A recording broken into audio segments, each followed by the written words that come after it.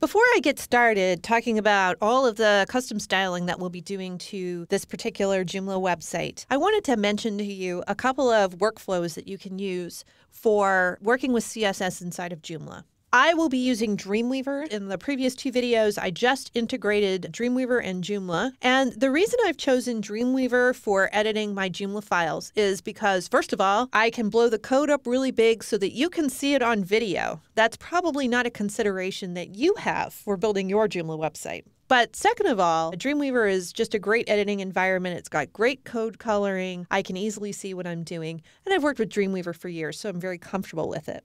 However, I've often said that if I was coming into this industry now without many years of experience, I might not really be using Dreamweaver as one of my core tools, particularly working in an open source environment. And I know that many of you who like open source software have a very strong commitment to using open source software in all aspects of your life. So I wanted to be sure to mention that just because I'm using Dreamweaver certainly does not mean that you need to use Dreamweaver. There are many other ways that you can edit CSS inside of Joomla. So let me just show you a few of those ways. First of all, of course, inside of the back end of Joomla, there is an editor for editing your CSS.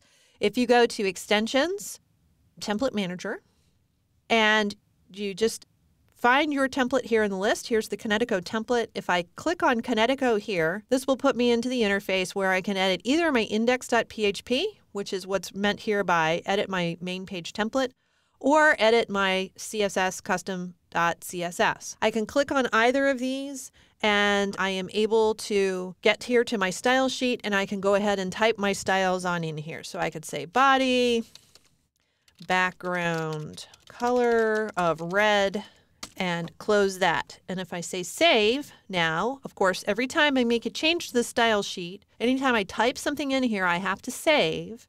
Then when I come to the front end of the website and I hit refresh, I can see what the effect was on that particular web page right away. And as you notice, I actually had no effect there from that style sheet. The problem that's going on right now is we currently have a bad path to the style sheet inside of the back end of Joomla.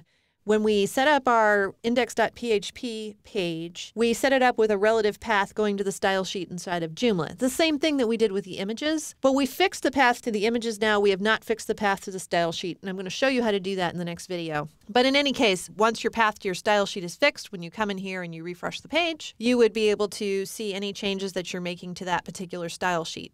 You would have to be typing right here in the back end of Joomla. So this is one methodology that you can follow.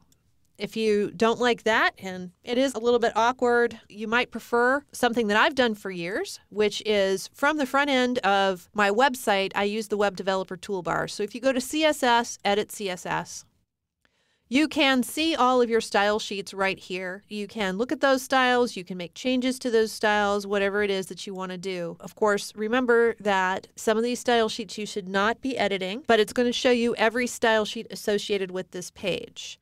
And you can look at these and make whatever changes you want. For example, this is the call to the Ubuntu style sheet that we made that's going out to Google to pick up the Ubuntu font. We could go ahead and we could make changes to these styles. Once you've made changes to your styles here, you're going to have to copy and paste that back into Joomla, because when you use the Web Developer Toolbar here and the CSS editing window, you're editing your local copy of this web page only. You are not making changes to the style sheet in the back end of Joomla. So the moment that you close this window, any changes that you have made to your CSS go away. You'll have to make sure that you copy the changes that you've made from your Web Developer Toolbar and then go to the back end of Joomla and paste them into the style sheet. So this is another legitimate workflow. And like I said, I have used this workflow for years. I find it great when I'm working on a web server, but the disadvantage for me is that I don't think any of you will be able to read what I'm typing. Another way that you could do this is with some sort of third-party editor. Here's Notepad++.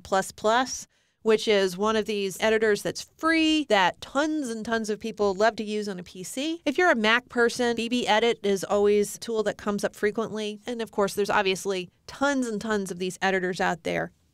If you go to File, Open, you're going to need to find your Joomla installation. So on my PC, that's under C, under WAMP, under www. Mac people, you would go to your applications, go to MAMP, go to the htdocs folders, and then you're going to find your templates folder, and you're going to find your Kinetico folder, and you're going to find CSS, and you open up custom CSS, and I could continue to edit my style sheet here. For example, I've made my body background color red, and I could make the text color here yellow for something truly hideous.